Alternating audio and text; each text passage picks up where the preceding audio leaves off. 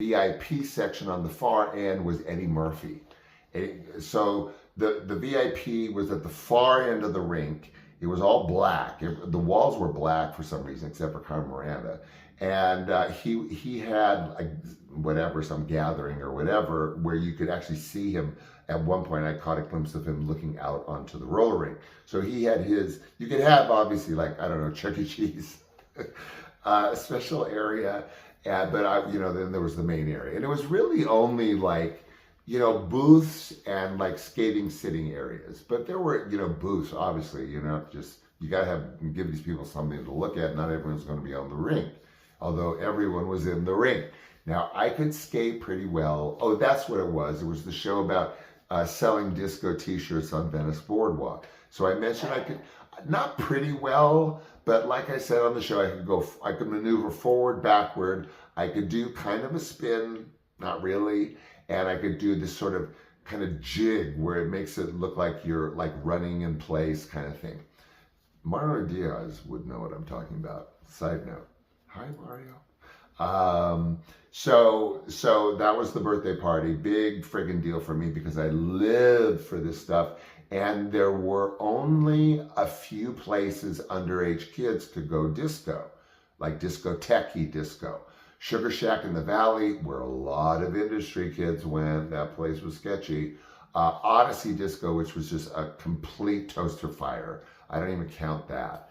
And Osco's big old disco in the movie, Thank God It's Friday, on Sundays would let underagers come discotheque in the daytime. And then there was another one on Rodeo Drive called Daisy Disco, did the same thing on, weekend days.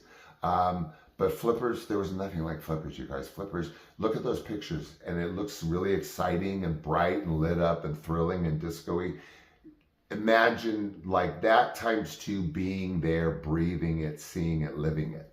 And I could also turn the rink pretty well, over and over and over, instead of push, push, push. Anyway, whatever. So it was everything to me. And I will leave you with one thing, though. This lightning bolt that was Flippers, as I said, went from 79 to 81. 79 was the full tilt disco year. Now, as it moved into 80, especially 81, let's just say 81, because it claims 79 to 81. That was not Flippers. It was still Flippers. It had the sign, but it was not a roller disco place anymore at all. At all. Because by 81, disco was dead, and 80, it was dead, and 80, we all know 80. So, leaving you with those last 2 years, let's say 81 at least, was not roller disco time. It was alternative club night time.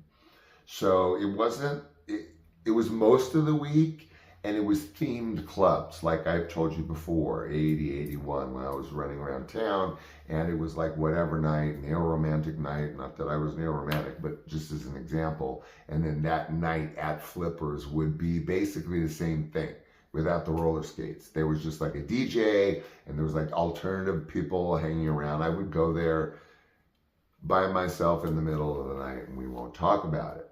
But that's how it ended. Like if they're claiming through 81, because 79 was like the friggin', that was the comet, the bright comet.